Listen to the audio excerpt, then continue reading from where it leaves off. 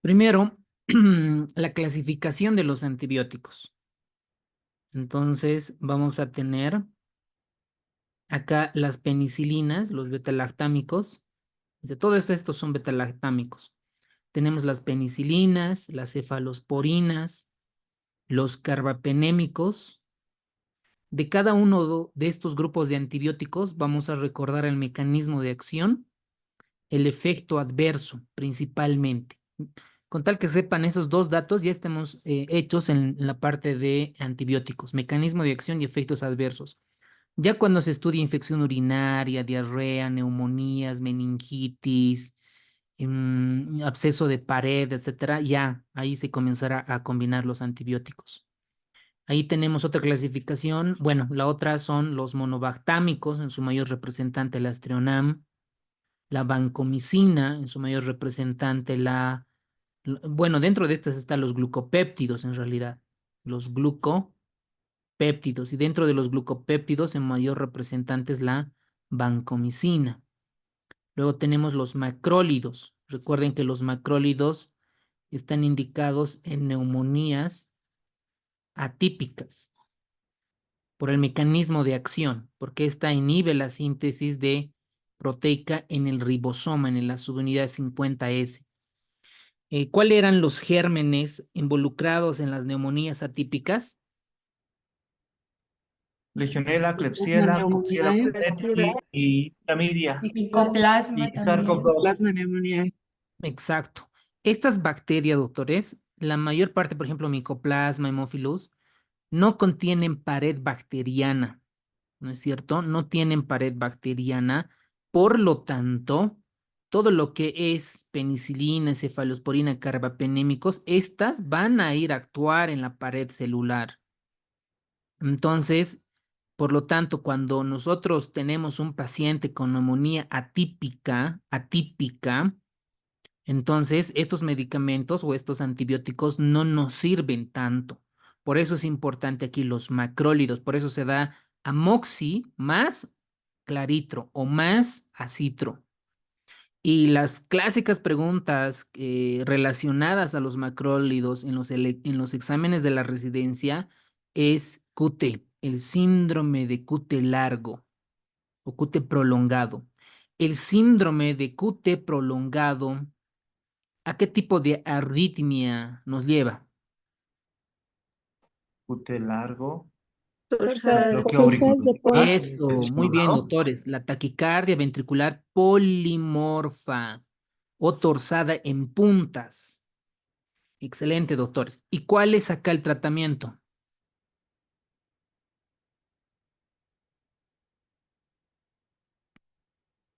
Sulfato de magnesio, Sulfato. ¿ok? Sulfato de magnesio. Muy bien. Luego vamos a ver un poco de las tetraciclinas, el mecanismo de acción, en la subunidad ribosoma 30S. Lo ideal, doctores, la recomendación que les puedo realizar es que se hagan como digamos, una hora de inversión, se compran un papel pliego, lo que ya hacía en pregrado, ustedes también seguro que sí, una cartulina blanca y se dibujan ahí la bacteria y con todo, ¿no? Ahí su ribosoma, su material genético, la pared, y cada uno de estos pone, ¿no? Para la 30S, ustedes pondrán ahí las tetraciclinas, para la 50S, tales antibióticos, para pared celular, las betalactámicos, para el material genético, las fluorquinolonas, ¿verdad? Sobre todo para aprender mecanismos de acción. Eso lo pegan en su cuarto, en su dormitorio o en su sala de estudio o donde más estén y para solo recordar, ¿ok?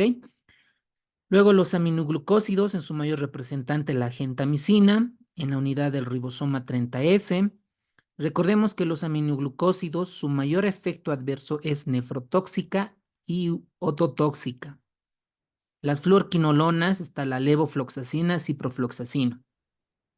Y me van a ir comentando en el chat, por ejemplo, ¿para qué enfermedad, para una ITU, qué podemos dar? Para una gastroenteritis, ¿qué podemos dar? Para una hepatitis, para un absceso hepático mediano, ¿qué podemos dar?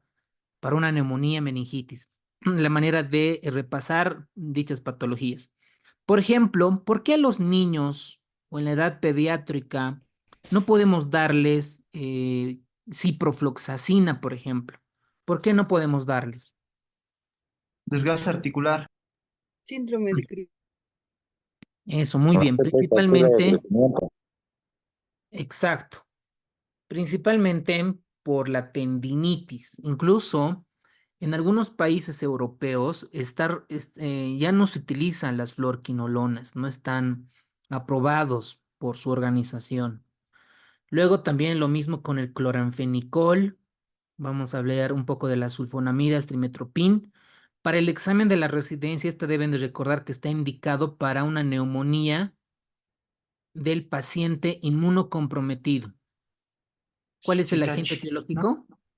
Neumonía Citachi, no, neumonía Girovesi, ¿no? Neumocystis pirosis. Eso, muy bien, Girovesi, o doctores. Cari. Muy Carini. bien. Eso, Ah, cualquiera de quiero los dos, ¿ok? Carini. Cualquiera de los dos es el mismo nombre, solamente que una es primera y otra es antigonal. Neumocistis girovesi o neumocistis carini, ¿ok? Entonces, ahí el trimetopin. También para algunas infecciones urinarias, algunas gastroenteritis, puede estar indicado las sulfonamidas. Luego el metronidazol, junto con la clindamicina, están indicadas para bacterias aerobias o anaerobias. Anaerobia. Eso, Nairobi. muy Anaerobias. bien. Nairobi. Anaerobias, doctores. Muy bien, excelente. Anaerobias. Esta, sobre todo, daña el material genético. También los protozoarios tienen un efecto importante y está indicada para tricomoniasis, giardiasis, infecciones anaeróbicas, por ejemplo. Ahí tenemos los Clostridoides difficile. Luego el inesolid, que va mucho con la parte de los glucopéptidos, porque estas van a ir contra los gram positivos meticilinos resistentes, ¿no? Staphylococcus aureus, meticilino resistentes principalmente. Luego de la daptomicina, que en la práctica diaria no la usamos frecuentemente, lo mismo que la fosfomicina. Muy bien. Entonces, en este capítulo vamos a centrarnos en los antibióticos en la práctica clínica diaria. Vamos a ver el mecanismo de acción. Según los antibióticos, la clasificación según el mecanismo de acción puede ser un efecto bacteriostático y un efecto bactericida, un concepto básico de pregrado. Y esta es la imagen que tienen que dibujar en una cartulina y los puedan pegar en su dormitorio o en su sala de estudio para poder repasar. Primero, la bacteria, ustedes conocen, tenemos en gran clasificación las bacterias gram positivas y las gram negativas. Las gram negativas es un poco más compleja que las gram positivas en cuanto a la estructura de la pared celular, de su componente externo. Por ejemplo, acá, este de color lila, esta es la pared celular, todito esto. Imagínense de una casa, de un edificio, la estructura de ladrillos con el cemento. ¿Ok? Por debajo o por encima puede estar presente la membrana celular de la bacteria. ¿Ok? Entonces, si nosotros vemos acá, esta es de color lila o esta es de color rosada la pared según este esquema y la membranita es de color un lila más profundo. Los inhibidores de la pared celular, vamos a tener las penicilinas, en su mayor representante, por ejemplo, acá la ampicilina, la amoxicilina, que inhibe la síntesis de pared celular, un concepto bien básico, porque vamos a ver ahí cómo las estructuras se van uniendo. También las cefalosporinas. Por ejemplo, a ver, algún ejemplo de cefalosporina que usemos en nuestro medio. Cefotaxima, ¿no, Ceftriaxona, doctor? Tercera cefixima. generación. Ceftriaxona. Eso, muy bien. Cefixima. Eso, muy bien. La cefotaxima, ceftriaxona y un tip, ¿no? Algo que no pueden olvidarse. Una cefalosporina antiseudomonas. Ceftazima. Carolina. Tamidima. Ceftazidima, ¿ok? Por pregunta de Ceftazidima. examen en los exámenes de fármaco. Ceftazidima, la cefalosporina antiseudomona.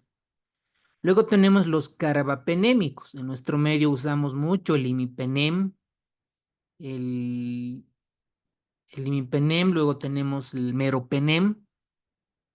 Frecuentemente usamos estos. La vancomicina, la bacitracina, la fosfomicina, la isoniazida inhiben la síntesis de la pared celular bacteriana.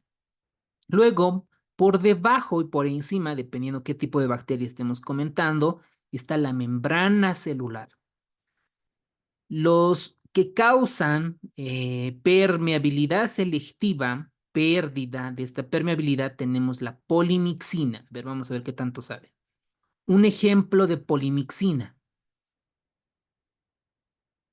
que se usa frecuentemente para el Polimoxavirus, Acinetobacter baumannii. polimoxavirus, Policistina. Eso, muy bien, doctores. La colistina, colistina.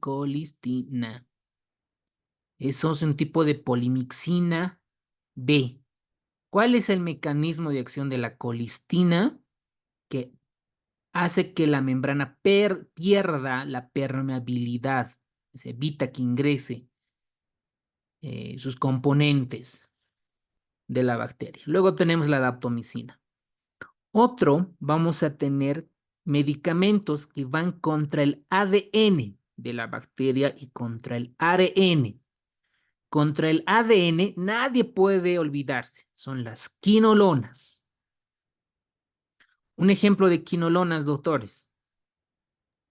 ciprofloxacino, Ciprofloxacino, levofloxacino, ¿no? Fluoxetino también. fluoxetino, 4 generaciones hay, ¿no? fluoxetino. Eso, muy bien, doctores. La ciprofloxacina, la levofloxacina, Gatif, todo lo que no, las de generación. Por lógica, por criterio, por sentido común, no voy a dar a un paciente, a una embarazada, ¿no ven? Porque voy a alterar su material genético, no puedo dar. Por eso las quinolonas están contraindicados en el embarazo. No podemos dar, porque va a alterar el material genético, por sentido común, ¿verdad? Ahora, por ejemplo, en las embarazadas podemos dar inhibidores de la pared celular, porque nuestras células como cuerpo humano no tenemos nosotros pared celular. Por eso la mayoría de las embarazadas, cualquier infección, casi siempre va a estar involucrada las penicilinas, específicamente la amoxicilina. ¿Ok? Entonces, obvio que ni la rifampicina inhibe el ARN mensajero para que se convierta, tampoco se puede dar en una embarazada. ¿Ok? Muy bien. Ahora, ya vimos en la pared celular, membrana celular, ADN, ¿ok? ARN, ya, de manera general. Ahora vámonos a la parte de los ribosomas. Una bacteria puede tener mitocondria. No, No, no es cierto, ¿no? No puede tener. no. Porque nosotros, nuestras mitocondrias, pues por historia sabemos que no nos pertenecían, hicieron simbiosis, bla, bla, bla. Luego, la célula, ¿qué otros organelos más tiene? Aquí tiene un ribosoma, ¿no? Una subunidad, otra subunidad ribosoma. Luego tiene su retículo endoplasmático rugoso, liso, algunas pueden tener, algunas no pueden tener aparato de Golgi, pero la mayoría va a tener algunas vesículas, las famosas vacuolas. Entonces, vámonos al ribosoma. El ribosoma tiene una subunidad 30, tiene una subunidad 50. ¿Ok? Entonces, aquí vamos a poner subunidad 30 y subunidad 50. ¿Ok? Las subunidades. De prefacultativo, de pregrado, pregunta de colegio. ¿De qué se encarga el ribosoma? ¿Qué hace el ribosoma, doctores? Ustedes saben que es cuando hay la membrana y los ribosomas están anclados allí, se forma el retículo endoplasmático rugoso, ¿verdad? ¿Qué hace el ribosoma? Pueden activar su micrófono. Forma proteína, doctor. A ver, otra vez. Sí. Traducción, doctor, del, proteica. de la síntesis. Ayudan a que los aminoácidos se junten para formar proteínas, doctor. Eso, muy bien. Los aminoácidos, lo que dijeron la doctora, síntesis proteica, está bien. O sea, es un concepto, está bien, muy básico, está bien, ¿no? Se tiene la idea. Pero en realidad, lo que hace el ribosoma es juntar a los aminoácidos, ¿no? Yo tengo un aminoácido, por ejemplo, un aminoácido, otro aminoácido y otro aminoácido, ¿verdad? Los aminoácidos esenciales, no esenciales, todo lo que es bioquímica. Se unen mediante un enlace peptídico, ¿no? Por ejemplo, esto ha debido de cambiar, ¿no? Más de 100 aminoácidos, más de 1000 aminoácidos que se denominan. Y entran los conceptos de oligopéptido, de péptido, de proteínas, ¿ok? Entonces, las proteínas, ¿de qué están formadas? De conjunto de aminoácidos, ¿no? Son moneditas, imagínense una moneda, se une con otra moneda y muchos aminoácidos van a formar proteínas, ¿no? Una albúmina, globulinas, cualquier cualquier otro tipo de proteínas. Entonces, ¿quién se encarga de unir a estos aminoácidos? Son los ribosomas juntos con sus ARNs. El ARN de transferencia, el ARN mensajero, el ARN, otros ARNs involucrados, ¿no es cierto? Aquí tiene sus subunidades, ¿no? Un sitio P, un sitio A, etcétera. Esto es biología pura, ¿no? Entonces, en resumen, el ribosoma se va a encargar de juntar a los aminoácidos correspondientes, dependiendo del ARN mensajero, qué tipo de codón trae. ¿No? Algo que me acuerdo de pregrado es que la adenina, uracilo, guanina es un codón, un triplete que codifica la metionina, por ejemplo, ¿no? Un aminoácido. Y así. Entonces, dependiendo del material genético, le llevan el ribosoma y el ribosoma se encarga de juntar, de formar proteínas. Entonces, hay antibióticos que a las bacterias les matan de hambre, ¿no? No tienen comida, no tienen proteínas, aminoácidos. Entonces, por ejemplo, en la subunidad 30, los aminoglucósidos van a actuar ahí. Entonces, por eso los aminoglucósidos, ¿qué son? ¿Bacteriostáticos o bactericidas? Bactericidas. Bacteriostáticos. Bacteriostáticos. Bactericida. Ambas respuestas están correctas. Puede comportarse como bacteriostático y puede comportarse como bactericida dependiendo a la dosis. ¿Por qué? Porque en realidad lo único que hace está quitándole comida, ¿no? Alimento a la bacteria, ¿no? Le está quitando y en algún momento puede aguantar, puede consumir sus propias proteínas de la bacteria y si aumentan las dosis puede morir de hambre, ¿no? Puede morir, entonces puede convertirse en bactericida dependiendo de la dosis. Entonces ahí los aminoglucósidos. Tenemos la micacina, la gentamicina, la tobramicina y otros. Lo mismo pasa con las tetraciclinas, que van a actuar en la subunidad 30. En la subunidad 50, ahí van a actuar los macrólidos, específicamente la eritromicina, la clindamicina para anaerobios. Estos, por ejemplo, el eritro, sabemos que está indicado para las neumonías atípicas y también para un tipo de complicaciones bacterianas, ¿no? Y la clindamicina está indicada, por ejemplo, para los anaerobios, para el clostridioides difícil. Y por último, ya para terminar, antibióticos, dentro del metabolismo hay una cadena dentro de estas que van a bloquear, inhibir el metabolismo, sobre todo de los folatos. Y ahí tenemos las sulfonamidas. ¿Qué hace las sulfonamidas? Inhiben la síntesis del ácido fólico. Interviene esa ruta metabólica. La sulfonamida se potencia con el trimetropin, por eso van juntas, el famoso cotrimoxazol. Listo. Con esto ya saben el mecanismo de acción. ¿Para qué les va a servir el mecanismo de acción? Para ver los efectos adversos y las contraindicaciones sobre todo. Las contraindicaciones. Si sé que una bacteria no tiene pared celular, no le voy a dar pues un inhibidor de la pared celular. No le voy a dar penicilina, ceftriaxona, meropenem, no le voy a dar banco, nada, porque sé que no tiene pared celular. Por eso el cultivo antibiograma es importante, para decir qué tipo de bacteria tiene la paciente, por neumonía, por infección urinaria, por un absceso hepático, por cualquier etiología. Por eso es importante saber el mecanismo de acción. Bueno, muy bien. Ahora, los beta-lactámicos inhiben la síntesis de la pared. Habíamos comentado las penicilinas, cefalosporinas, carbapenémicos, monobactámicos. Los glucopéptidos, lo mismo, inhibe la pared celular. Los glucopéptidos o glicopéptidos, tanto la vancomicina y la teicoplanina. Los macrólidos no actúan en pared, inhiben la síntesis, por eso dicen, ¿no? ¿De qué se encarga el ribosoma? Habíamos dicho de unir a los aminoácidos y el producto final, ¿qué va a secretar o qué va a producir? Proteínas. Por eso en este esquema dice que los macrólidos inhiben la síntesis proteica.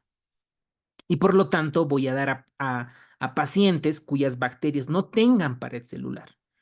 Por eso aquí está indicado la claritromicina, la citromicina. Por eso en neumonías, cuando ustedes recuerden, decimos, ¿qué les vamos a dar? Amoxi, porque va a atacar la pared celular, más un macrólido, ¿no? Eso habíamos comentado. Con la amoxi ataco la pared celular y con el macrólido los ribosomas, ¿no? Es decir, las bacterias que no tienen pared celular. Por eso es la combinación de ambas para las neumonías, ¿ok? Entonces, sentido común, con conceptos básicos, voy a ir armando mi razonamiento médico. Las fluorquinolonas, gran grupo de antibióticos. Estas inhiben el material genético, ¿ok? Sobre todo la ADN girasa. Su mayor representante, la cipro, la levo. Por ejemplo, la cipro es frecuentemente usado en las infecciones de tracto urinario. Frecuente. Pero les debo de recomendar, cuando veamos situ, vamos a ver que la Escherichia coli tiene un 60-50% de resistencia a la cipro y por lo tanto vamos a usar otros medicamentos como la nitrofurantoína. La levofloxacina, por ejemplo, frecuentemente usamos en neumonías graves, ¿no? Un paciente que ingresa a la terapia intensiva, combinamos, ¿no? Uno que inhiba la pared celular, otro que inhiba el material genético, etcétera. Entonces, la levo. Entonces, la levo tiene el bemol que nuestro medio es un antituberculoso. Podríamos nosotros generar falsos negativos para el diagnóstico, o claro, falsos negativos para a un paciente que tiene tuberculosis y podemos no estar diagnosticando. Por eso es que preferentemente usamos amoxi más un macrólido claritro o acitro. Bueno, las tetras, lo mismo, la subunidad 30 y en su mayor representante la doxi. Los aminoglucósidos, la micacina, que en algunos casos vamos a ver que también inhibe la subunidad 30 del ribosoma. Las sulfonamidas, habíamos visto el sulfametoxazol. Esta inhibe la síntesis del ácido fólico en las bacterias, porque bloquean la producción de las purinas y las pirimidinas. Lo mismo con el trimetropin. Los nitroimidazoles. En los nitroimidazoles, en su mayor representante está el metronidazol, que sobre todo se usa para parásitos en nuestro medio, para las parasitosis y para bacterias anaerobias. Nos va a ayudar mucho. Las lincosamidas, en su mayor representante, la clindamicina, que también inhibe la síntesis proteica porque actúa en la subunidad 50 del ribosoma, y la clinda nos va a ayudar igual para los anaerobios. Y las oxazolidinonas, en su mayor representante, el inesolid. Pregunta para ustedes. ¿Para qué tipo de bacteria se usa el inesolid? Cirino Para el resistente. aureus, meticilino resistente, doctor. Osteomielitis. Muy bien. Staphylococcus aureus meticilino resistente. Para pacientes que tienen nefrotoxicidad o que tienen lesión renal aguda. ¿Ok? Por ejemplo, la vancomicina va bien con el Staphylococcus aureus meticilino resistente, pero es nefrotóxica. Entonces, para cuidar al riñón, porque sé que la lesión renal aguda aumenta la mortalidad, voy a utilizar o está indicado el Inesolid. Bueno, entonces tanto la vancomicina como el Inesolid están indicados para bacterias gram positivas, Staphylococcus aureus meticilino resistente. ¿Ok? Perfecto. Este esquema es alucinante porque representa nuestro cuerpo está lleno de bacterias. Y aquí este esquema nos representa qué tipo de bacterias en cada nuestras zonas tenemos. Por ejemplo, en nuestra palma de las manos, acá, vamos a tener, esto ya por cultivos, preferentemente las proteobacterias. Y podemos tener otro tipo de bacterias como los firmicutes. Por ejemplo, en las narinas vamos a tener las corinibacterias, las propionobacterias.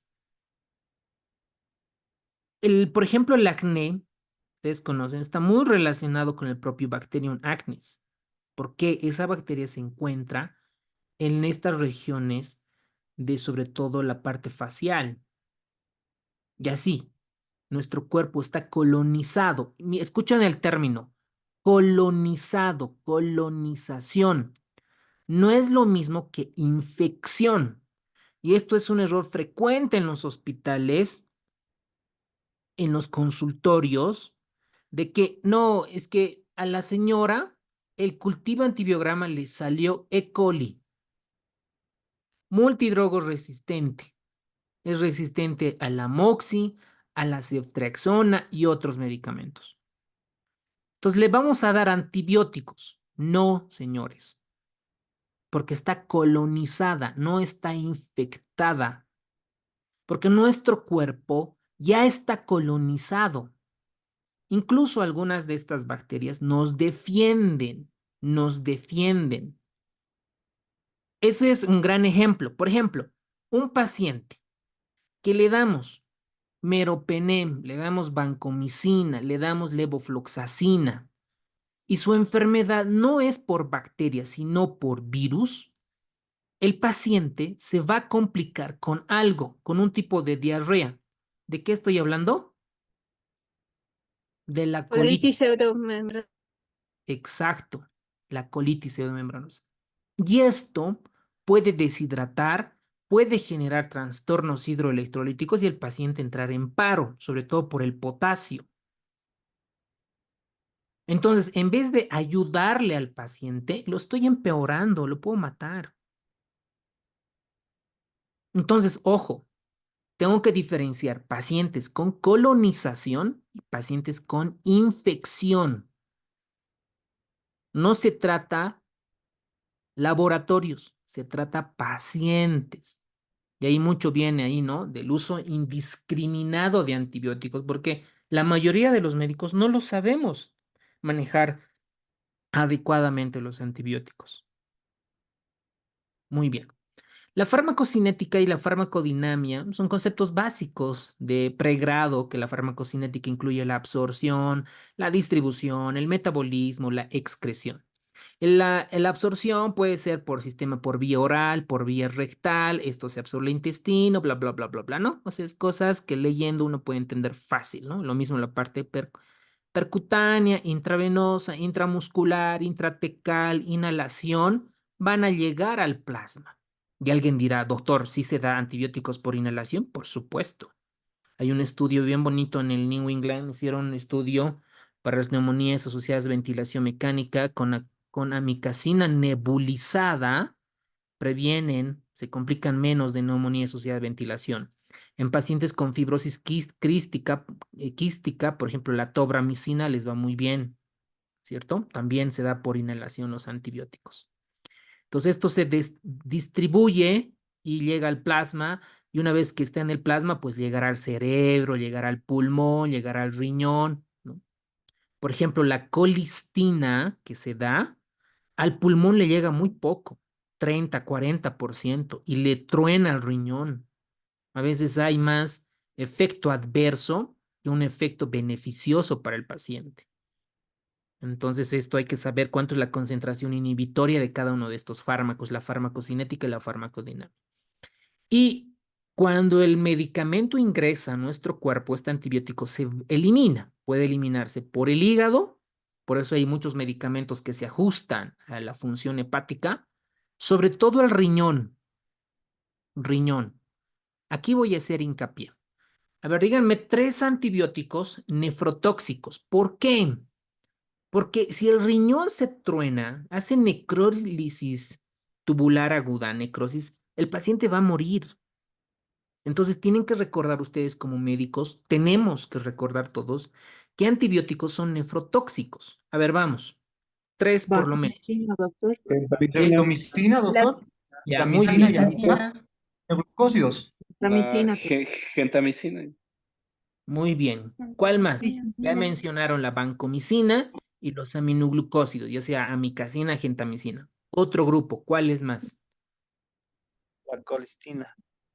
Eso, la vancomicina. colistina, la ceftazidima. Es importante ajustar a tasa de filtrado glomerular.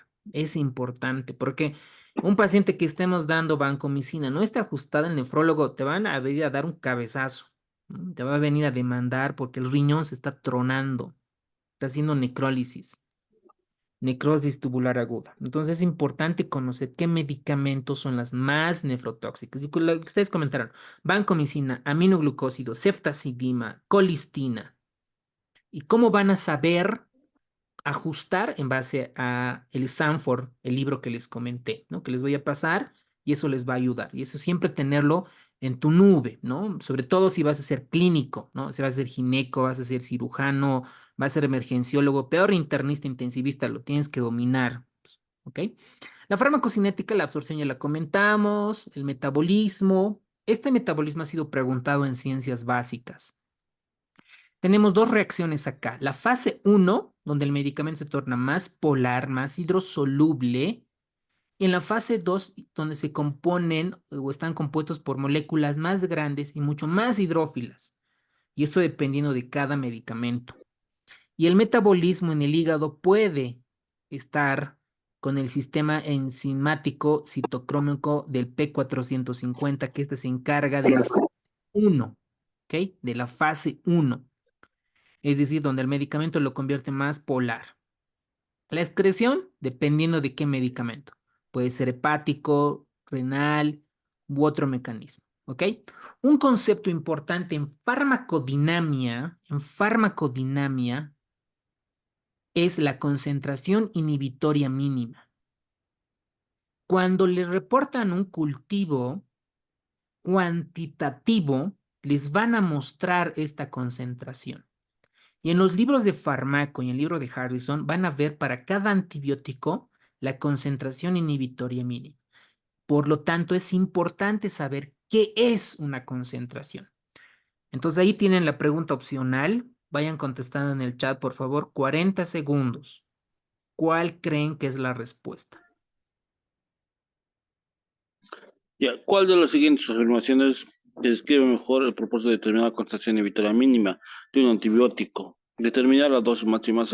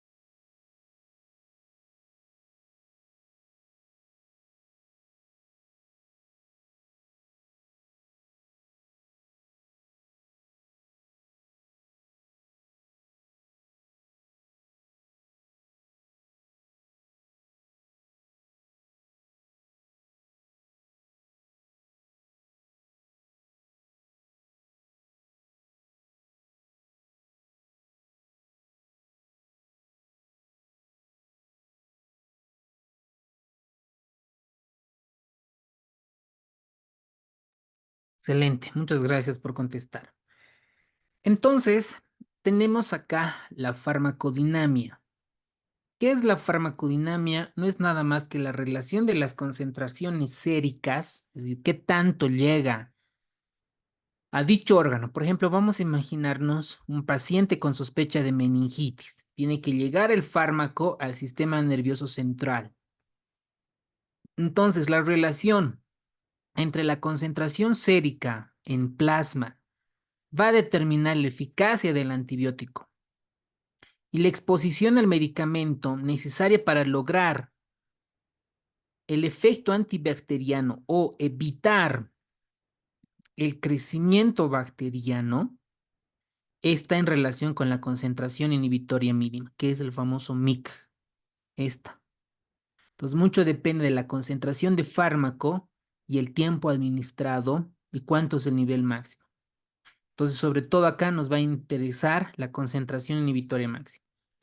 Entonces, este es un parámetro crítico en microbiología clínica necesaria para detener el crecimiento bacteriano en un medio de cultivo bajo las condiciones estándar.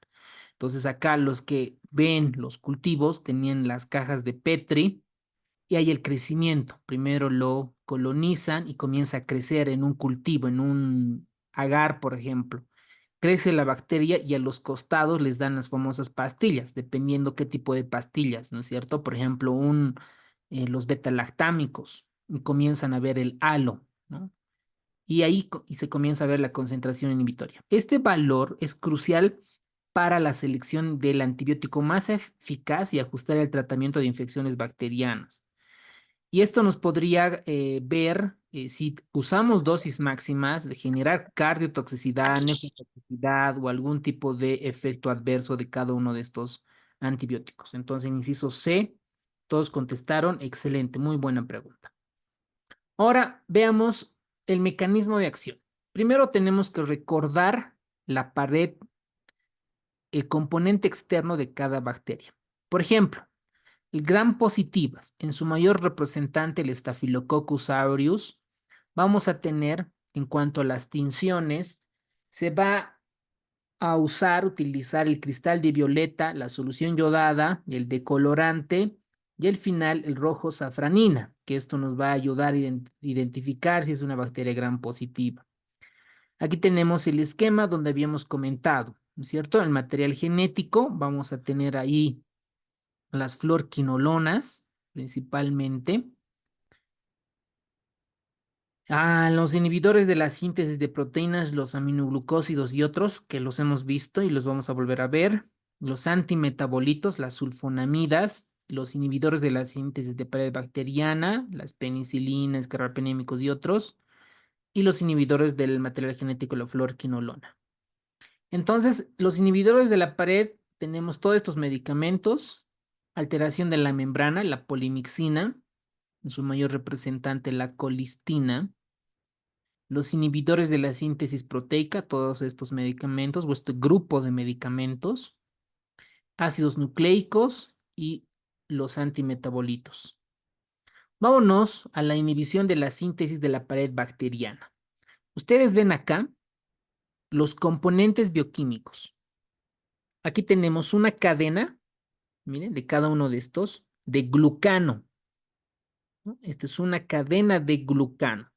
Van a estar unidas por puentes peptídicos a otros componentes, a otros aminoácidos. Y aquí tenemos otra cadena de glucanos. Cuando estos se van juntando, van a formar los peptidoglucanos, porque ya son muchos. Entonces, esta cadena de glucano van a estar formadas, por ejemplo, por N-acetilglucosamina, el famoso NAC, N-acetilglucosamina. Y el otro, que es el ácido N-acetilmurámico. Y ambos están unidos por un enlace peptídico y forma la cadena de glucano. Varias cadenas van a formar el peptidoglucano. Y ustedes me dirán, ¿qué tiene que ver acá el peptidoglucano? Es el componente importante de la pared bacteriana, el peptidoglucano. Entonces, normalmente los antibióticos que actúan en la pared bacteriana inhibe la síntesis de este péptido glucano, de esta cadena de glucano, de este N-acetilglucosamina y del ácido acetilmurámico. Todas estas cadenas, incluso las pueden romper. Entonces, las bacterias gram positivas, su mayor componente son los peptidoglucanos. Los peptidoglucanos, ¿por qué están formados? Por cadena de glucanos. Las cadenas de glucanos, ¿por qué están formados, doctores? N-acetilglucosamida, N-acetilmurámico. Excelente, doctora. Entonces, las bacterias gram positivas son rico en estos aminoácidos y están formados por los peptidoglucanos. Y estos peptidoglucanos es más gruesa en las bacterias gram positivas. ¿Cuánto mide? De 20 a 80 nanómetros. Y además está con los ácidos teicoicos y los ácidos lipoteicoicos, que le van a dar mayor fortaleza a las bacterias gram positivas. Por debajo está la membrana plasmática. Aquí tienen los fosfolípidos y las proteínas transmembranales y las proteínas periféricas. Y entre estas está el espacio periplásmico. Entonces, cuando vamos a pared bacteriana, principalmente van a ir a atacar los peptidoglucanos. Las bacterias gram negativas, la gran diferencia con las bacterias gram positivas, tiene muchos componentes. Miren, encima están los lipopolisacáridos. ¿Por qué es importante los lipopolisacáridos? Cuando ingresa a nuestro cuerpo, estos se van a formar como pirógenos exógenos. Y estos genera al cuerpo, va al sistema nervioso central y comienza a generar varias sustancias proinflamatorias y van a provocar fiebre. Por eso los lipopolisacáridos como les digo, es mucho más agresiva, ¿no? Porque produce fiebre en los pacientes. Estos lipopolisacáridos, si queremos ser un poco más detallistas, van a estar formadas por antígenos O, que es esto de azul, van a estar formados por cadenas de glucosa, galactosa, heptosa, que tienen su parte central y su parte central está dividida en dos, en la parte externa y en la parte interna. ¿Qué tienen que saber para el examen? Que está formado por lipopolisacáridos. Por debajo está la membrana externa. En la membrana externa, sus fosfolípidos y sus proteínas transmembranales. Luego está el espacio periplasmático, que principalmente está formado por peptidoglucanos, pero miren, su peptidoglucano es bien delgadita, ¿no? 2 capas de cadenas de glucanos. A comparación de acá, miren cuántas tiene de peptidoglucano. 1, 2, 3, 4, 5, 6, 7. 7 filas, ladrillos. Mientras que las otras tienen simplemente 2. ¿Ok?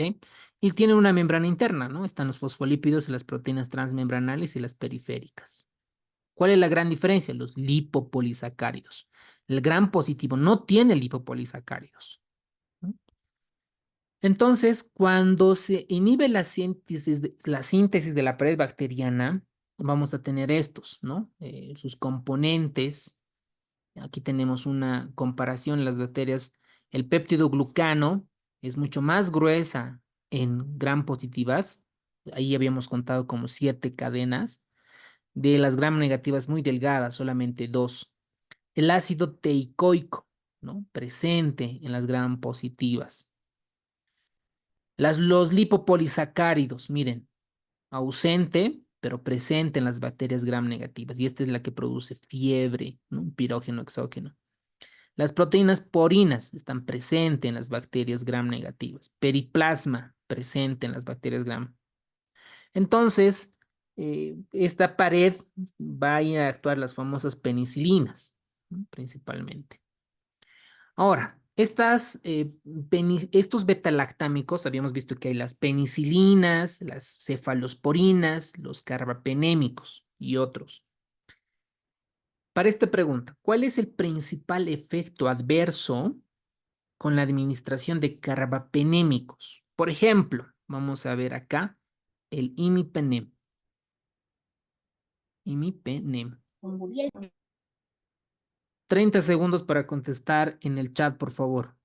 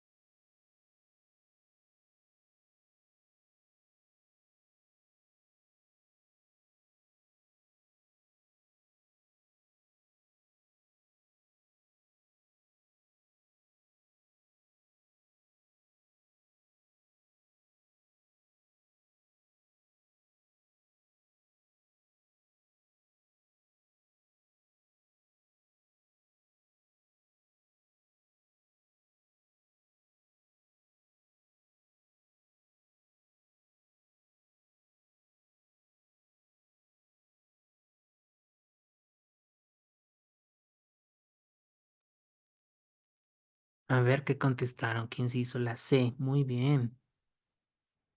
Bien. Entonces, dentro de los betalactámicos vamos a tener a las penicilinas, cefalosporina, monobactámicos y carbapenémicos. ¿Cuál es la función? Actúan en enzimas transpeptidasas.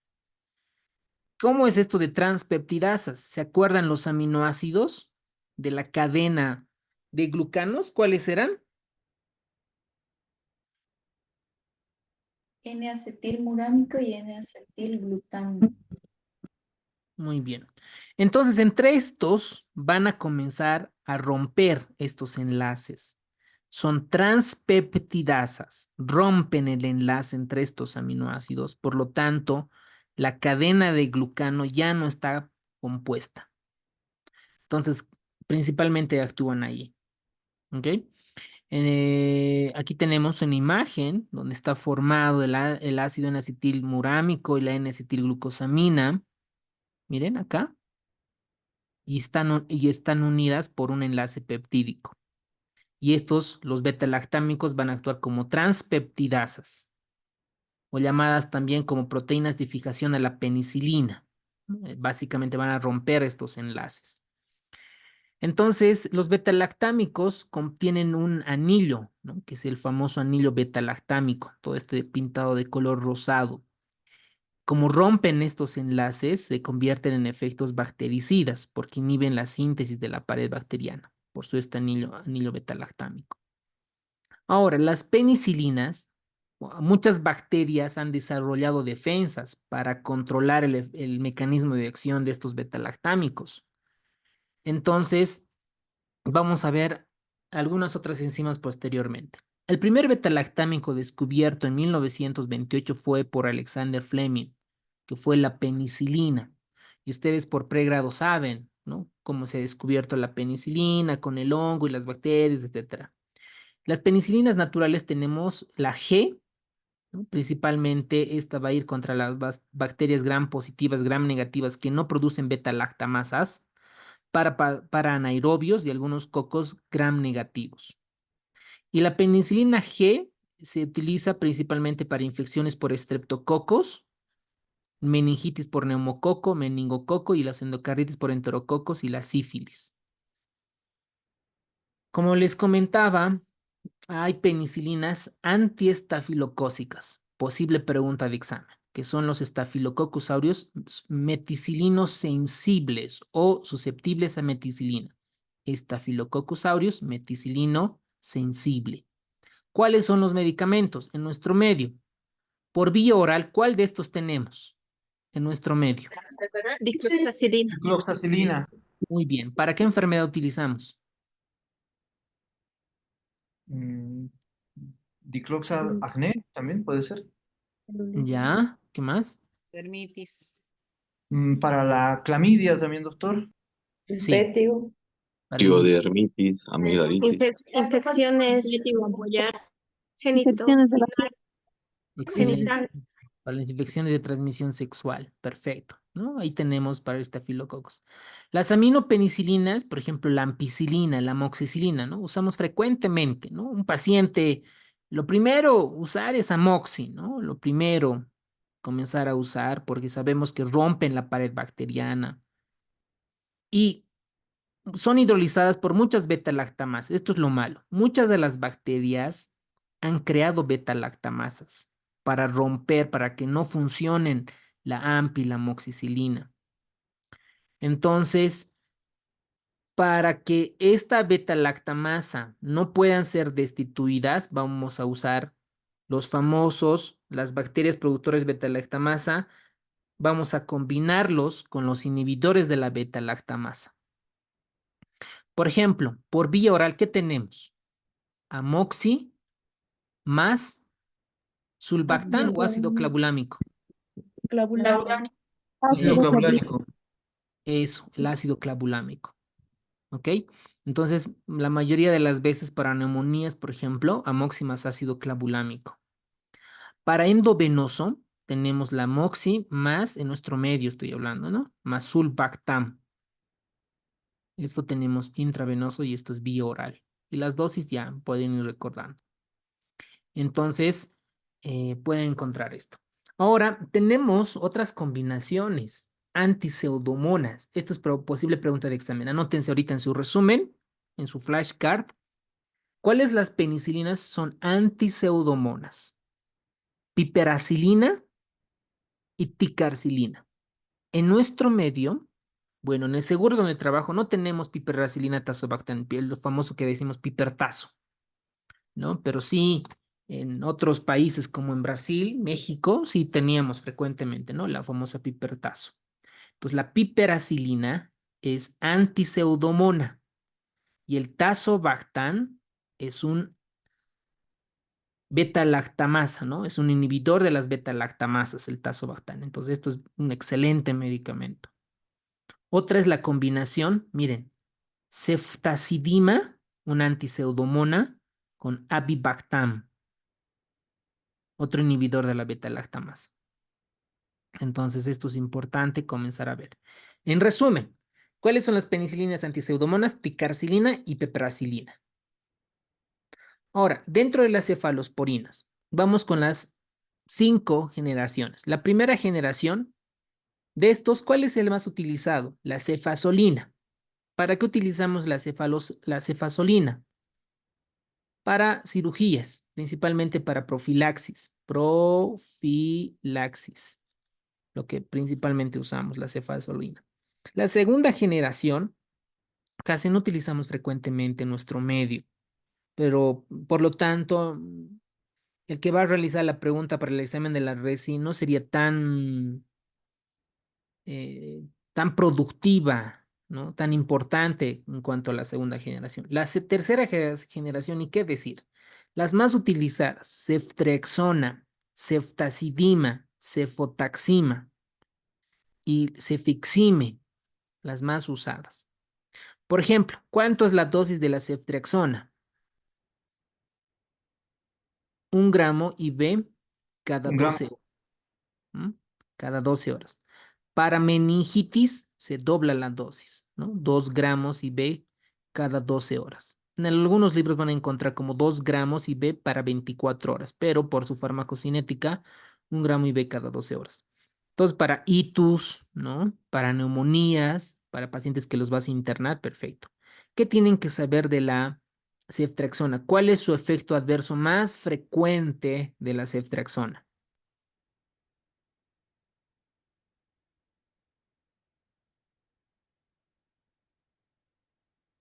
Sobre todo la patología biliar, ¿no? Comienza a tener una bilis espesa. Colestasis biliar hepática. Exacto, colestasis hepática, ¿no? Una bilis espesa. Ese es su efecto más, pregunta de examen. De todas estas de cefalosporinas, ¿cuál es la antiseudomonas? Ceftazidina. Ceftazidima, doctor. Muy bien, doctores. Esta no pueden olvidarse. Háganse flashcards si creen que se van a olvidar. La ceftazidima es la cefalosporina de tercera generación contra la pseudomonas aeruginosa. Después la cefotaxima, 2 gramos IV cada 8 horas, sobre todo por los pacientes, los quirúrgicos utilizan mucho, la cefixima igual, ¿no? Y pues principalmente su mayor representante la cetraxona. La cefepime, ufa, este medicamento puede venir incluso por vía oral, pero lo malo es que estamos quemando este antibiótico. Estos pacientes, sobre todo, está para neutropenia febril, para las infecciones intraabdominales. Puede ofrecer, ¿no? Una actividad adicional en presencia de ciertas beta-lactamasas, ¿no? Este medicamento es súper alucinante, la cefepime, pero cuando está indicado correctamente. ¿Cuál es la gran diferencia de la cefalosporina de quinta generación? La ceftarolina. ¿Qué cubre la ceftarolina que no cubren los demás, ni la cuarta, ni la tercera, ni la segunda? Meticilina. Staphylococcus aureus resistente a la meticilina. Excelente. Ok, muy bien, doctora. La ceftarolina, a comparación, cubre el Staphylococcus aureus meticilino resistente, a comparación de las otras que no lo hacen. Muy bien, los carbapenémicos. Dentro de los carbapenémicos, el mayor utilizado en nuestro medio es imipenem, meropenem. ¿Cuál es estos medicamentos nos da protección más viable contra las beta-lactamasas de amplio espectro, el famoso ESBL, ¿ok? Beta-lactamasas de amplio espectro. Esto nos va a ayudar sobre todo para las bacterias que son resistentes a otros medicamentos. ¿Qué tenemos que saber además? Que estos carbapenémicos son intrínsecamente resistentes a los carbapenémicos, específicamente la estenotrofomona maltófila. Cuidado, por ejemplo, en los cultivos antibiogramas, cuando vean una neumonía por estenotrofomona maltófila y diga resistente, sabemos que intrínsecamente, naturalmente, es resistente a los carbapenémicos. Esto es pregunta de examen para todos los que rotan terapia intensiva e infectología, sobre todo. Y la adición del Bavorbactam al meropenem produce inhibición de las beta-lactamasas, sobre todo para las AMC, para las carbapenemasas, para las KPC principalmente. Ahora veamos algunas diferencias entre estas. El imipenem es nefrotóxica, y también es neurotóxica. En los pacientes con lesión renal incluso aumenta el riesgo de convulsiones. ¿Ok? Mientras que el meropenem no es tan nefrotóxica igual que el imipenem, pero igual tiene su riesgo de nefrotoxicidad y neurotoxicidad. Pero entre estas dos, la más tóxica es el imipenem. No se pueden olvidar para el examen de la residencia. Luego los monobactámicos. ¿En quiénes vamos a usar? En pacientes que tengan alergia, sobre todo los beta-lactámicos. Ahí usamos el Astreonam. Puede estar inactivado por las carbapenemasas y los beta-lactamasas de espectro ampliado y está indicado también en neutropenia febril. ¿Qué tienen que recordar para el examen? Que el Astreonam se utiliza en pacientes con alergia grave a los beta-lactámicos. ¿Cuáles son las reacciones más adversas de los beta-lactámicos? Sobre todo las erupciones, principalmente. Las reacciones anafilácticas están detectadas menos del 0.05%. Les preguntan, ¿no? Cuando un paciente, por ejemplo, dice, tengo una infección urinaria. Ok, perfecto, señora o señor. ¿Es alérgico a algún medicamento? Sí, doctor, tengo alergia. ¿A cuál? A la penicilina. Una vez me han puesto penicilina, amoxicilina y he tenido rash, ¿no? Entonces, por eso es frecuente las erupciones. Pueden generar enfermedad del suero, síndrome de Steven-Johnson, neurotoxicidad, neutropenia, nefritis intersticial y otras. Pero los porcentajes son muy bajos en comparación de estas. Entonces, los carbapenémicos, habíamos dicho que son nefrotóxicos, nefro y neurotóxicos. Entonces, los carbapenémicos pueden ocasionar convulsiones, sobre todo en pacientes con lesión renal aguda. Todos los que contestaron, excelente. Muy bien. ¿Qué organismo es conocido por su resistencia intrínseca natural a la vancomicina? 30 segundos.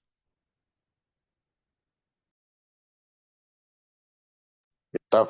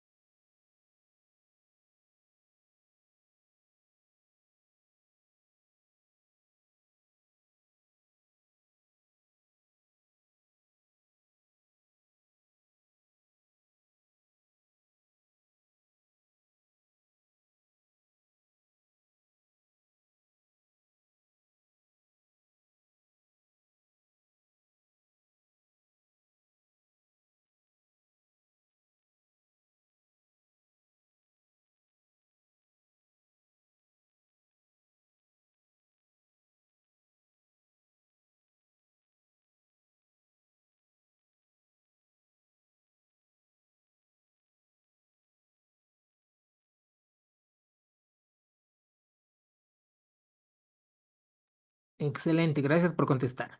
Los glucopéptidos y los lipoglucopéptidos vamos a tener principalmente dentro del glucopéptido a la vancomicina. ¿Ok? Luego tenemos a la teicoplanina, a los lipoglucopépticos, a la telavancina, dalbavancina, oritavancina. Pero ¿qué es lo que frecuentemente usamos? La vancomicina. La vancomicina inhibe la síntesis de pared bacteriana específicamente cuando se unen a los dos residuos de N-D-alanina terminal junto con su péptido original. Es básicamente rompe los enlaces, ¿ok? De la pared bacteriana. Actúa, por lo tanto, como transpeptidasa. Rompen los enlaces en estos aminoácidos. La vancomicina frecuentemente se usa para Staphylococcus aureus meticinino resistente y su mayor efecto adverso es la nefrotoxicidad. Nefrotoxicidad. Bueno, la bacitracina tópica, la fosfomicina, estas rompen los enlaces en las fases enzimáticas cuando van a generar los peptidoglucanos en el citoplasma. Entonces, la vancomicina principalmente está para Staphylococcus aureus meticilino resistente, cualquier infección que sea. Y esta se usa intravenosa, ¿ok? La vancomicina por vía digestiva no se absorbe mucho, tiene muy mala absorción, pero se utiliza por vía oral en infección en la colitis pseudomembranosa, por Clostridioides difficile. Entonces, esto es importante. No es usual identificar que las cepas de Staphylococcus aureus con sensibilidad intermedia y enterococos son resistentes a la vanco. ¿Por qué? Porque hay medicamentos, por ejemplo, que van a ocasionar resistencia.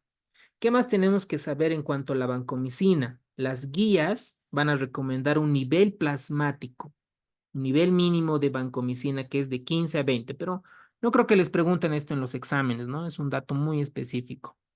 Y se debe vigilar la nefrotoxicidad cuando los niveles aumentan más de 20 micrómetros por ml. Básicamente nosotros en la práctica diaria nos guiamos con la creatinina para sacar la tasa de filtrado glomerular y la vancomicina usar al clearance de creatinina. ¿Cuál es el efecto adverso más frecuente? El síndrome de hombre rojo. Cuando nosotros administramos y ve el tórax, se pone rojo a veces. Pero más que alergia, esto es por la administración rápida. Entonces, por eso la vancomicina se da en infusión de 24 horas, sobre todo en los pacientes, ¿no? O por lo menos de infusión prolongada. Entonces, el síndrome de hombro rojo no es nada más que un eritema eritematoso, ¿no? Un eritema.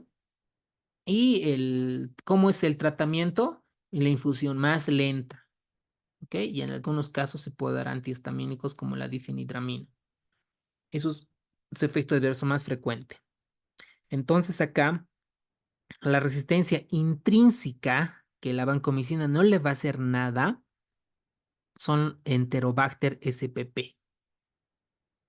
Por ejemplo, qué bacteria era intrínsecamente resistente a los carbapenémicos?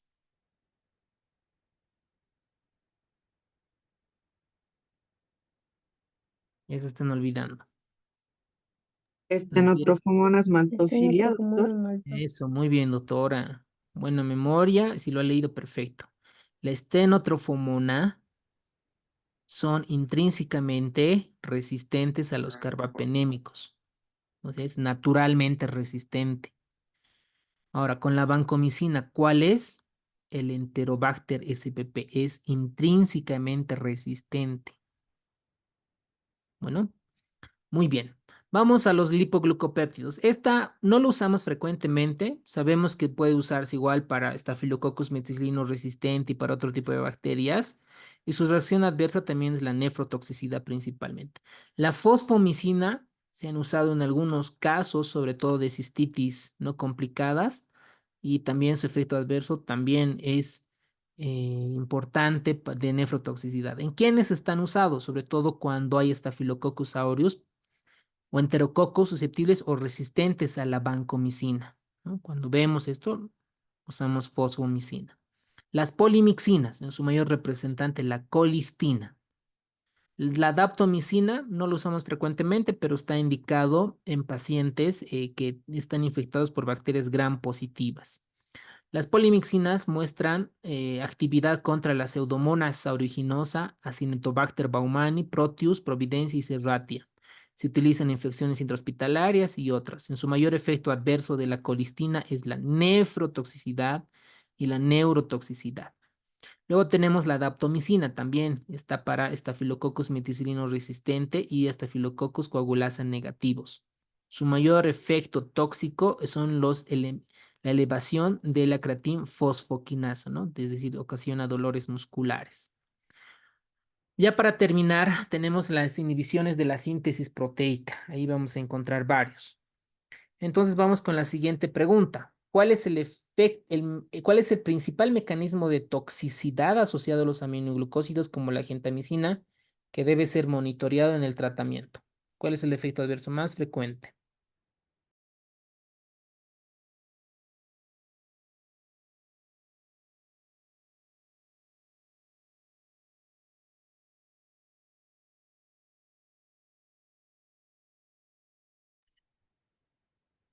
Muy bien, doctores. Los aminoglucósidos, en su mayor representante tenemos la amicacina, la gentamicina. Esta va a ir a comenzar a inhibir de manera irreversible al ribosoma, específicamente la 16 y la 30S. Pueden actuar en cualquiera de los dos. Bloquean toda esta transferencia, ¿no? Habíamos dicho que el ribosoma se encarga de unir a los aminoácidos, entonces por lo tanto bloquea la translocación del ARN de transferencia en el enlace peptídico del sitio A. ¿Por qué es A? Por el aminoácido, sitio P por el sitio peptidil que une el enlace peptídico. Ahora, ¿qué es lo malo? Que los aminoglucósidos es nefrotóxica, ¿no? Y ototóxica, nefrotóxica y ototóxica. Ahora, estos nos van a ayudar para medicamentos, para bacterias como la Pseudomonas aeruginosa y Acinetobacter baumani. En algunos casos están usados para infección de tracto urinario. Por lo tanto, acá la respuesta es la nefrotoxicidad. Muy bien. Vámonos a los macrólidos, doctores. ¿Cuál es el mecanismo de acción principal de los macrólidos como la eritromicina, claritromicina, acitromicina?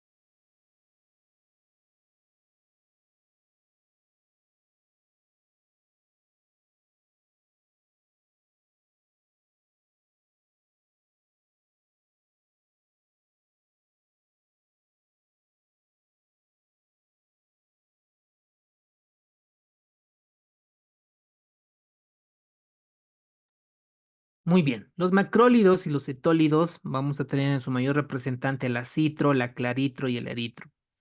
Estas se van a unir específicamente a la RNA de ribosómico, a la 23 de las unidades ribosómicas de la 50S. ¿Cuál es el mecanismo? Bloquea la translocación de la cadena peptídica. Y las lincosamidas tenemos la famosa clindamicina, principalmente igual a la subunidad 50S, comienza a interactuar entre el sitio A y el sitio P. La citromicina y la clarito tienen buena absorción oral, por lo tanto, se utiliza en infecciones de vías respiratorias altas, sobre todo por Haemophilus influenza, Moraxella catarrhalis y microorganismos atípicos, doctores, atípicos. Los macrólidos también está indicada para infecciones por micobacterias no tuberculosas. ¿Cuáles? El Mycobacterium marinum y el Mycobacterium chelonae. ¿En quiénes se da este tipo de infección? En pacientes inmunocomprometidos. Ahí les vamos a preguntar en pacientes con Mycobacterium avium, por ejemplo, ¿qué medicamento está? La mayoría contesta antituberculoso, antituberculoso. No, son macrólidos, macrólidos. Cuidado con eso.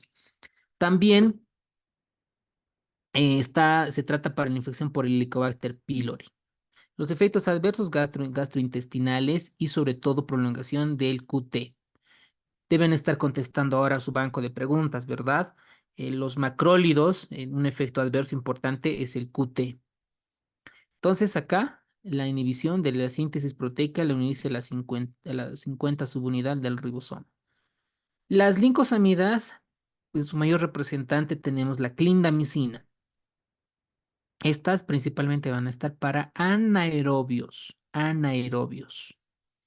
Las tetraciclinas se van a unir a la subunidad 30S. Van a bloquear la unión del ARN de transferencia del aminoácido al sitio ribosómico tipo A. Estas se utilizan sobre todo para infecciones de piel ocasionadas por Staphylococcus aureus meticilino resistente, para enfermedad de Lyme, sífilis y otras, ¿no?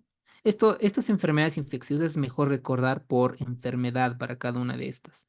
La tigecyclina puede estar indicado para infecciones de tejidos blandos. Estas tienen menor absorción si se administra junto con compuestos de calcio y hierro, ¿no? Sobre todo estas no se administran con la leche y puede ocasionar crecimientos anómalos óseos, sobre todo en el feto, y por eso no se administra en el embarazo ni en menores de 8 años. La linesolida. Cuando yo tengo un paciente con osteomielitis, por ejemplo, ¿no? Tiene un Staphylococcus meticilino resistente, una osteomielitis por un SARM, y el paciente tiene creatinina de 5, entonces va a ser un poco difícil darle vancomicina, entonces prefiero darle linezolid.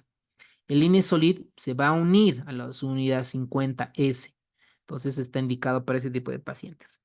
La mupirocina, esta se utiliza sobre todo en la práctica, hemos visto en las cirugías cardíacas. Un paciente que va a entrar a una cirugía cardíaca se toma muestra del ano y de las fosas nasales y pueden tener, ¿no?, componentes, bacterias como Staphylococcus aureus. Entonces, para eliminar, se utiliza la mupirocina. Por eso se dice que es de uso tópico. ¿Qué más podemos comentar de la linezolid, ¿no? Tienes reacciones adversas de mielosupresión, neuropatía ocular o periférica y el síndrome serotoninérgico que puede ocasionar la linezolid. Dentro de las streptograminas, en la práctica no lo utilizamos frecuentemente, probablemente algunas patologías, algunos médicos sí. Y esta sabemos que también se une al ribosoma 50S. El cloranfenicol, el famoso cloranfenicol. Cuando hace tiempo, hace varios años, muchos médicos comentaban que no van a utilizar el cloranfenicol porque genera aplasia medular, porque habían visto un caso, un niño, creo que en la parte pediátrica, le dieron cloranfenicol y el paciente tuvo aplasia medular, anemia, leucopenia, trombocitopenia. Entonces, por eso no se utiliza frecuentemente, por su efecto adverso. Sabemos que esta también se une a la subunidad 50S, porque interfiere entre los enlaces de estos aminoácidos, sobre todo en el sitio A. Ahora, el cloranfenicol, por ejemplo, en oftalmo se utiliza mucho, ¿no? Para las conjuntivitis, colirios se utiliza. Pero hay un síndrome. ¿Qué síndrome ocasiona el cloranfenicol? Niño gris. Eso, muy bien.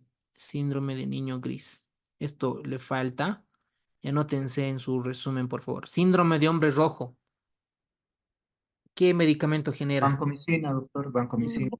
Orinas naranjadas. Rifampicina. Rifampicina. Muy bien. A ver, otro color, otro color. Banco. Gris. El síndrome de niño gris. ¿Qué ocasiona? Cloranfenicol. Cloranfenicol. Cloranfenicol. Muy bien, doctores. Cloranfenicol. Naranja, rojo, ¿no? Esos tres colorcitos para antibióticos. Muy bien. Y la bilis espesa, amarillo, las cefalosporinas.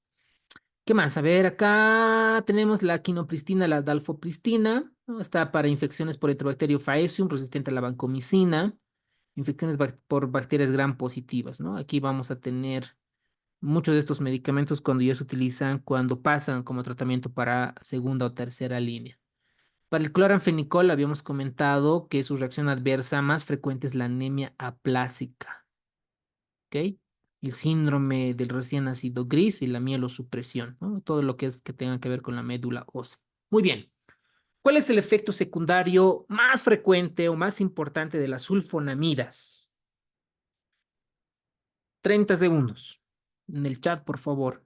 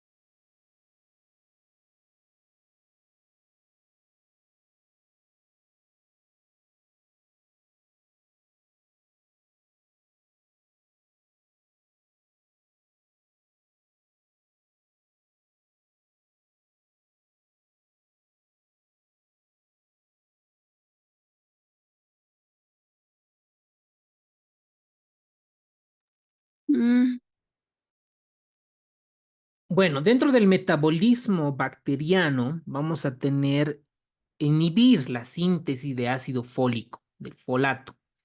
Aquí tenemos normalmente la bacteria va a tener sus propios aminoácidos y otros componentes como la pteridina. Entonces, la pteridina, para que se convierta en ácido dihidroteroico, necesita de una enzima que es la dihidropteroato sintasa. Y ahí la sulfonamida actúa en esta enzima específicamente. Y este ácido dihidroteroico lo que va a hacer es que junto con el glutamato se forme el dihidrofolato y dihidrofolato. A esto necesita una enzima que es la dihidrofolato reductasa para que se convierta en tetrahidrofolato. Y el tetrahidrofolato se descompone en purinas, en metionina, glicina y otros ARNs de transferencias y en la famosa timidina. Entonces el trimetropin va a actuar en la dihidrofolato reductasa. Por lo tanto, no va a haber purinas, ni ADN, ni proteínas. Entonces la bacteria muere por no tener material genético, no tener proteínas y no tener ADN. Entonces, tanto las sulfonamidas, donde actúa en la dihidropteroato sintasa y el trimetropin en la dihidrofolato reductasa. O sea, ambos se sinergizan. Por eso se dan juntos, la sulfonamida más trimetropin. ¿Ok? ¿En quiénes vamos a usar? ¿En quiénes vamos a usar? Por ejemplo, en pacientes que tengan neumonía por neumocistis gyrobesi, algunas gastroenteritis, algunas infecciones urinarias principalmente. Aquí tenemos el mismo esquema donde van a ir a actuar en cuanto a estos medicamentos. El trimetropin lo mismo. Estos, dentro de sus efectos adversos están las náuseas, vómitos, erupciones, nefrotoxicidad, hiporcalemia, hiponatremia. Lo malo de esto es que puede ocasionar hematotoxicidad. Entonces, como ustedes verán, doctores, muchos de estos antibióticos tienen muchos efectos adversos. Por eso se debe controlar adecuadamente este tipo de pacientes. Ya para terminar, doctores, ¿cuál es el mecanismo de acción principal de las fluorquinolonas como la cipro, lepo, gati, nor, floxacino?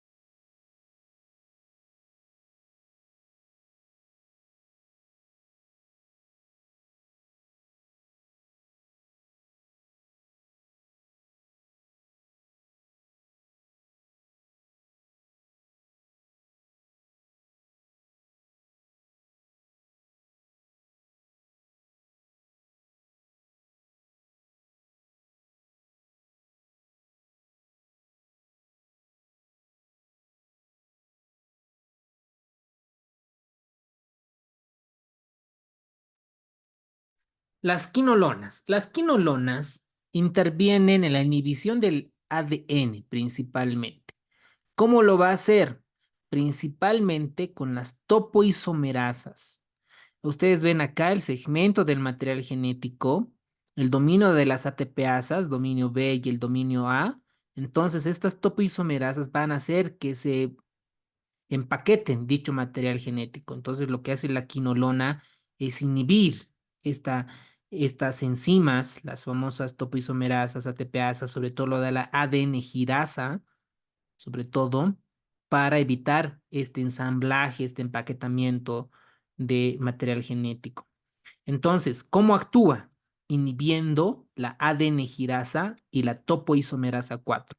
En resumen, inhibe la síntesis del ADN.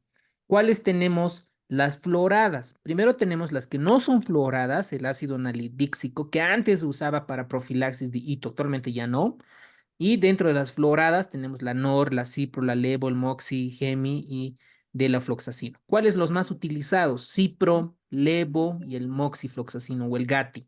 Pero entre estas dos, digamos, si queremos elegir entre estas cuatro, la ciprofloxacina y el levofloxacino. ¿Qué tenemos que saber en cuanto a las fluorquinolonas? Que estas son antiseudomonas.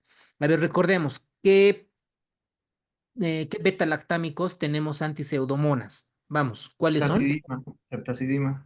Ya, una, ceftazidima, otra. Imipenem, Es imipenem, meropenem, muy bien. piperazo. Piperacilina, tazobactam, muy bien. ¿Qué más? Carcilina. Carcilina. Eso, muy bien. Ok. Ahora, a eso anótense. Así, bueno, están haciendo muy bien su resumen. Las fluorquinolonas, tanto la cipro como la levofloxacina, son antiseudomonas. Antiseudomonas. Muy bien. Ahora, también algunas son tratamiento de segunda línea para la tuberculosis. ¿Ok? Por eso algunos Infectólogos se enojan porque, ¿no? ¿Por qué dan levofloxacina si el paciente puede tener tuberculosis, etcétera? Porque nuestras guías de tuberculosis, incluso en salud pública, vamos a ver que debemos retirar, ¿no? Las fluorquinolonas con respecto a estas. Entonces, ojo con eso. También se utiliza para prostatitis. Les comentaba, ¿no? Es mejor estas enfermedades abordarlas en base a las guías. No se memoricen en antibióticos que la ceftriaxona se utiliza para itus, se utiliza para tal. No, no, no es la mejor manera. Suficiente el mecanismo de acción y los efectos adversos más frecuentes que los tips que les estamos dando. ¿Ok? ¿Qué es lo malo de los efectos secundarios de las fluorquinolonas? Principalmente la tendinopatía. Se ha demostrado en cortes, en casos y controles que las personas, los niños que utilizan estos medicamentos pueden tener rotura de tendón de Aquiles, que es lo más frecuente. Pueden ocasionar convulsiones, neuropatía, desregulación glucosa, aumento de riesgo de aneurisma aórtico, empeoramiento de la miastenia gravis. Puede. ¿Ok? Entonces, como verán, tiene muchos efectos adversos, pero pues algunas personas se automedican, ¿no es cierto? Pero pues mucho depende, ¿no? Pero recuerden la tendinopatía. Ahora, las rifampicinas, comprenden la rifan, la ribabutina, estos principalmente es antituberculosos, ¿no? Que se van a unir a la subunidad beta de la RNA polimerasa. La nitrofurantoína, este es un medicamento excelente para las itus. Les comentaba que en las itus, la E. coli es la más frecuente, ¿no? Todo el mundo lo sabe. Bueno, todos los médicos lo saben. Entonces, la mayor parte dan cipro, ¿no? O levofloxacina, ciprofloxacina. Entonces, a veces la cipro le da resistencia, la E. coli le da resistencia a la cipro más del 50%. Es un medicamento excelente, por ejemplo, es la nitrofurantoína para las infecciones urinarias. El metronidazol, principalmente para anaerobios. Las rifamicinas, esto principalmente para la tuberculosis. En algunos casos, en algunos esquemas de algunos otros países están presentes. Como ustedes comentaron, las quinolonas inhibe la adenegirasa y otra enzima más, aquí le falta. ¿Cuál es? La Isomerasa topoisomerasa 4. 4. Eso, muy bien, doctores. Topo isomerasa 4. Excelente. Muy bien, doctores. La nitrofurantoína, principalmente para E. coli, ¿no? Es lo principal. ¿Sabes qué es lo malo de la nitro? Que tiene mucho efecto gastrointestinal. Los pacientes no pueden tolerar, es que doctor, doctora, tengo náuseas, me duele el estómago. Entonces, hay nitrofurantoínas de liberación prolongada. Entonces, ese medicamento les cae muy bien, con menos efectos. El metronidazol para bacterias anaerobias, anaerobias. Muy bien, doctores, y terminamos con esto. Este es un resumen del libro de Harrison, donde comienza a ver, ¿no? El sitio principal de acción, los mecanismos de acción y mecanismos de resistencia. Esta tabla nos va a ayudar a ver resistencia. Para los beta-lactámicos, el principal mecanismo de resistencia es inactivación del fármaco por beta-lactamasas, alteración de los sitios de acción, sobre todo las proteínas fijadoras a la penicilina, y la menor difusión de los conductos de porina. Para los glucopéptidos, como la vancomicina, altera el sitio efector. Incrementa la unión al sitio de la acción. Para la bacitracina, expulsa el fármaco, dicha bacteria. La fosfomicina sobreexpresa la enzima blanco y puede tener enzimas fármaco-modificadoras. Para los aminoglucósidos, la bacteria en su principal resistencia es la enzimas fármaco-modificadoras. Dentro de las tetraciclinas, lo mismo, ¿no? Activa la expulsión del fármaco. Para el trimetropin, lo mismo, expulsión. La mayoría son alteraciones en su mecanismo de acción, principalmente en las enzimas fármaco-modificadoras. Luego, para los macrólidos está la metilación en el sitio, en el ribosoma, ¿no? Metila, es decir, lo altera al fármaco o lo puede expulsar. La lincosamida, la metilación. Para las estreptograminas, comienza igual a formar metilación en los sitios de acción del ribosoma. El cloranfenicol, enzimas farmacomodificadoras. Las oxazolidinidonas, como el linezolid, altera el sitio de unión del ARN ribosómico. Para la mupirocina, actúa con la sintetasa del ARN de transferencia. La sulfonamida, resistencia adquirida, por ejemplo, al dihidropteroato sintetasa. El trimetoprim, igual resistencia adquirida. En cuanto a las quinolonas, altera el sitio de acción, puede igual expulsarse. A las rifans, altera el sitio de acción. Las nitros, lo mismo. El metronidazol, enzimas fármaco-modificadoras. Y la mayoría partes, pues, son mecanismos de resistencia. ¿De qué depende las estrategias terapéuticas? Depende cómo está el paciente, dónde está la infección y cuál es el perfil de resistencia. Pero esto es mejor tratarlo por enfermedad infectológica. Vamos a hacer tratamiento empírico cuando nosotros vemos paciente con una enfermedad y decimos, este paciente tiene infección urinaria, debe ser E. coli, le daremos nitrofurantoína. Debe ser neumonía, ¿ok? Le daremos amoxiclavulámico con acitromicina, ¿no? Tratamiento empírico en base a las guías que nos dicen. Entonces, antes de iniciar antibiótico, es un error común, frecuente igual, antes de dar antibiótico se debe tomar los cultivos y antibiograma, ¿no? Sobre todo el cultivo, o pedirle los famosos paneles, ¿no? Los famosos paneles que les voy a mostrar ahorita. Muy bien. Estrategias terapéuticas, sitio de infección, ya hemos comentado dónde está, ¿no? Si es una osteomielitis, si es una prostatitis, si es una infección ocular o es un absceso. Luego, los factores del hospedador, ¿no? Si tiene diabetes, no tiene diabetes, tiene VIH, tiene hepatitis, tiene enfermedad hepática, renal. El embarazo, importante tomar en cuenta. Y aquí tenemos los efectos en cuanto al periodo embrionario y el periodo fetal en cada una de estas alteraciones. Por ejemplo, las fluorquinolonas, ¿no? No se puede dar a una paciente embarazada. Aquí tenemos la clasificación, ¿no? En cuanto a los antibióticos, ¿no? La categoría B, las cefalosporinas, el ertapenem, metro, etcétera. Categoría C, ya, estas no se le deben dar a los pacientes, ¿no? Principal, ahí tienen la clasificación. Lo mismo contra el C y D, la mica, la gente de la parte D. Y las alergias se las debe siempre preguntar, ¿no? Antes de administrar un medicamento, preguntar siempre, siempre, ¿no? ¿Se ha tenido alergia? Sí, no, y hacerle la prueba de la alergia, que les voy a mandar un video cómo se hace para estos casos. Y ya para terminar, ¿cuál de los siguientes es un efecto adverso característico del uso prolongado de las fluorquinolonas? Uso prolongado de las fluorquinolonas. Sí, Doctor, Sí, Susi. una duda, doctor. ¿Cuál es el flor? Porque en algunas literaturas muestra que las quinolonas, así directamente, y otros florquinolonas. ¿El flor qué sería, doctor?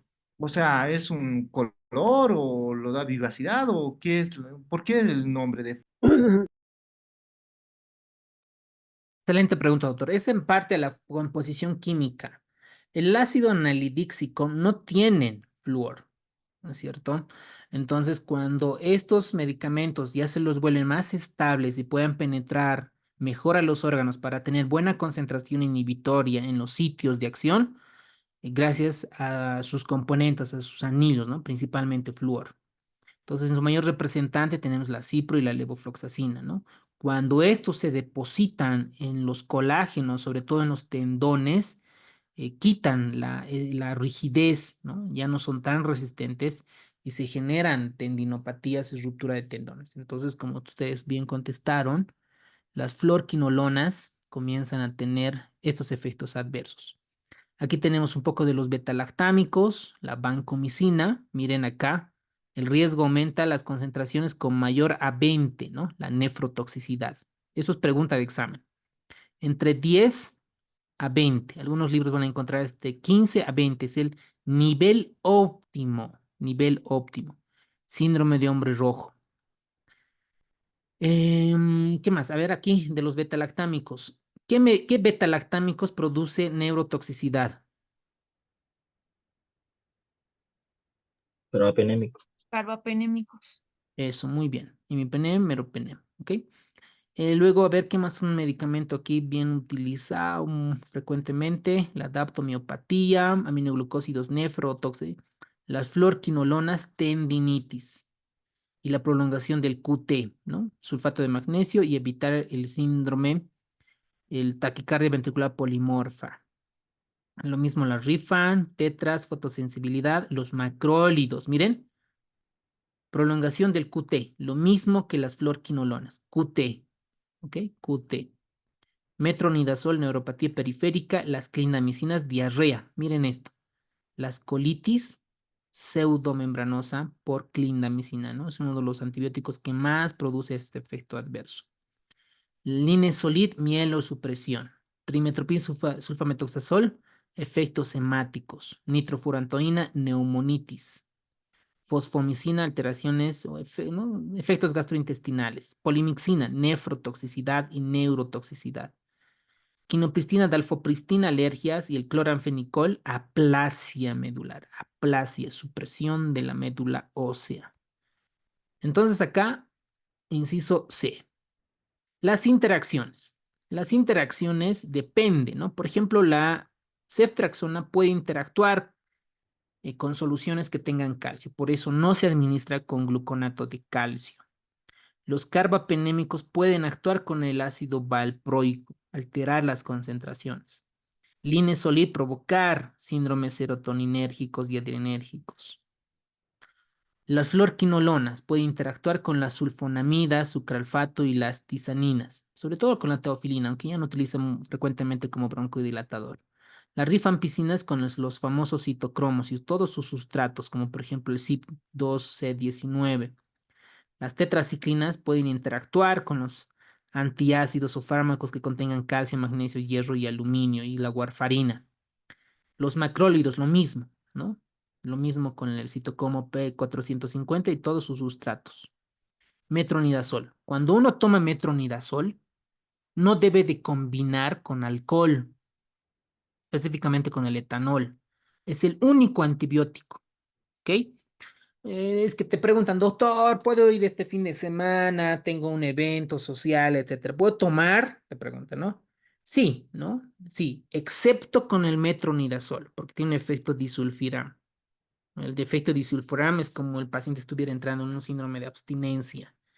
¿Ok? Eso para... Los pacientes siempre te preguntan, ¿no? Doctor, ¿puedo tomar? ¿No? ¿Puedo salir de un evento social? El metro es la clave. El trimetoprim puede interactuar con la warfarina, fenitoína y metrotexate.